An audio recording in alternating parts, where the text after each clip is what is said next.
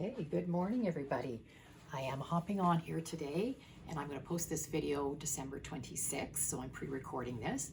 I wanted just to pop on because I realized when I listened to my December 19th video, I said to you I was using the Nested Essential dies, but there was some other options and I never showed you what those other options were. So I'm popping on just to kind of complete this. So I'll show you some cards. I'm not making anything today. I'm just going to show you some cards that I made using some other things. Okay, I'm going to pop you down to my desk. And I still have on my desk the flyer for the 60% off Last Chance products. It is still good until January the 3rd, so you still have a chance to purchase some things off of there. Okay, if you recall the card that we made December 19th, it was this one, using the Nested Essential dies. Sorry. And I also showed you this card. And I called it a spotlight card because I was just taking a section of the paper and spotlighting it. So there's those two that we did. And then I also had made this card. This actually was the original card that I made using the Nested Essential dies, using the new from the Celebration catalog, the new paper and an embossing folder. So that's all coming January 4th. All right, so that was that one. So they were all basically the same, using the same shape. Now, I did use this other shape out of the Nested Essential dies.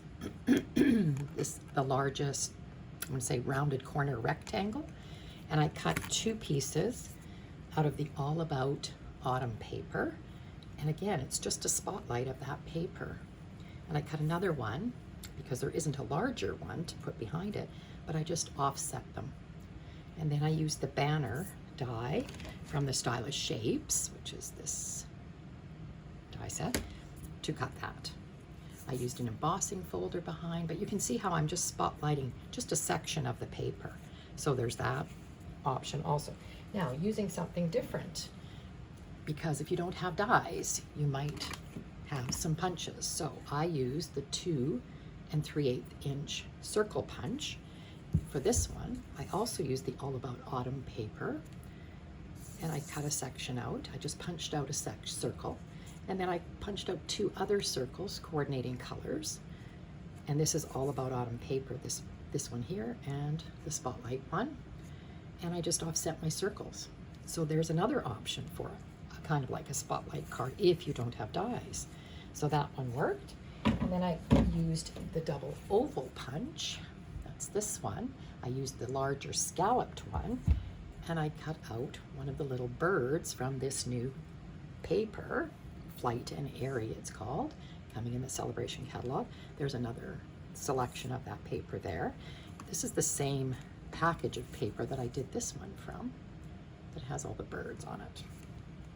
So I just punched that one out, and I used my circle punch again, and I cut another circle, which I put through an embossing folder, and made that one.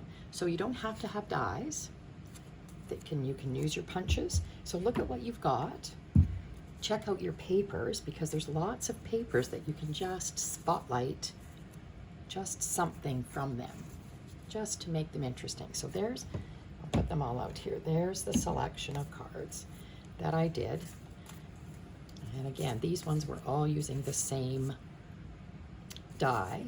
This was also a die out of that same set. And then I used a punch here and a punch here.